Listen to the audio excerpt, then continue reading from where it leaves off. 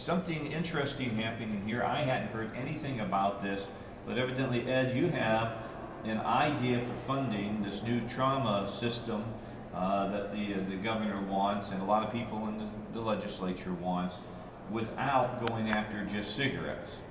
Right, Dave, and thanks for having me on. Yeah, we, in the last session, there was a bill passed out of the House with no votes. Pretty rare. It passed 95 to nothing, and it funded a lower amount for the trauma system by adding a fee onto DWIs, DUIs, and moving traffic violations, essentially putting the burden for the trauma system on the people who cause trauma. And it had some objections to it in terms of how that funding would occur, and it got killed in the Senate and came back in a way that we couldn't support, which was to raise the insurance premiums on essentially a tax on the general population. So what we did was take the bill from last time, figure out some of the objections that were being raised against it, combine it with some of the suggestions from the Senate bill. And essentially what we have is a bill that would increase fines on those who cause trauma, which would be, and has been expanded to include DUIs, moving traffic violations over 15 miles an hour, assault, drug convictions. I mean, these are the problems that people engage in behavior that they choose, which results in trauma. So they should bear some of the burden.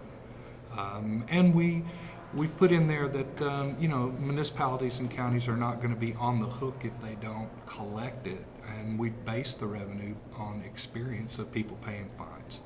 The other part of it is funded by a rededication of the 12% of the insurance premium tax. It's a tax that's already collected, and that money goes into general revenue. And we move $11.4 million out of general revenue, and between the two, we fund the trauma center. So we don't increase any taxes, and for those who see a fee increase, they are people who cause trauma. So this is a much more economically responsible approach to funding a trauma center than starting out saying trauma center is a priority, and then you work your way up by promising all the things you need to do to get people to vote for an unfair, unpopular tax increase, and you've wound up with the governor's plan, which is about $110 million increase in taxes. And to do that during a recession,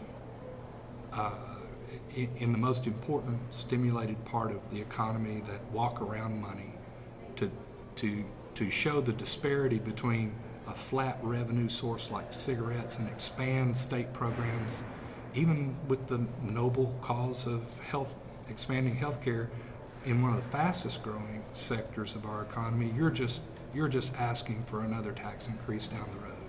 Okay, so how much money, have you sat down and done the figures, how much money should what you're proposing raise for this trauma system?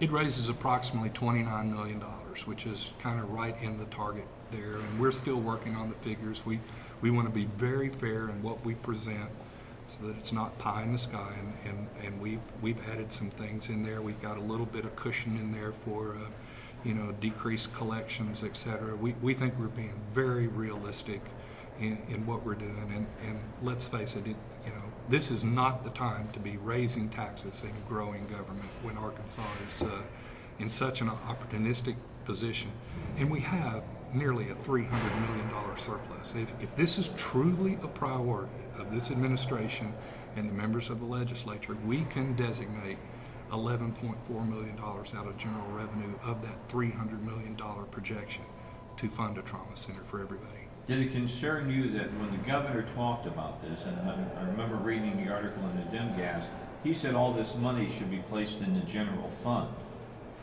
I'm always concerned whenever I see money from a tax increase that they say they want to do this program or that program on, and they say we're going to put it in the general fund where it could be easily siphoned off to other things. Well, that's true. You know, the general revenue fund is sacrosanct unless it's the governor's idea to spend it. So, I mean, we don't have, you know, don't touch general revenue. It's earmarked for, you know, education unless it is the governor's idea. To be fair, I think that as it's set up now, I believe when we raise a cigarette tax, I believe it must go into general revenue. The greater concern that I have is that these programs are set up to get federal matching dollars in. So the size of the programs that would be generated under the governor's proposal is actually a lot bigger than $100 million. And if there's a decrease in those 3-to-1 matches from the federal government, and a decrease in cigarette tax revenue, you have a whale of a tax hike coming. And we're already the highest tax state in the region. I just think it's poor policy.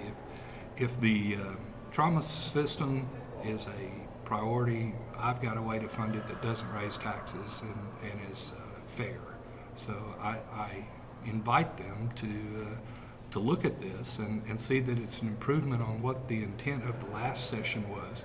It's really hard to think that 95 legislators, including the man who's now the speaker, I believe, voted for this. A unanimous vote going out, and then you improve on the idea, overcome the objections, and then it's a bad idea now. That's pretty hard for me to fathom. All right, Ed Garner, our guest, and we're going to spend some more time talking with him when we come back. We have other guests that are going to be joining us here on the Dave Ellswick Show, live from the Capitol and brought to you by Allen Kerr Farmers Insurance.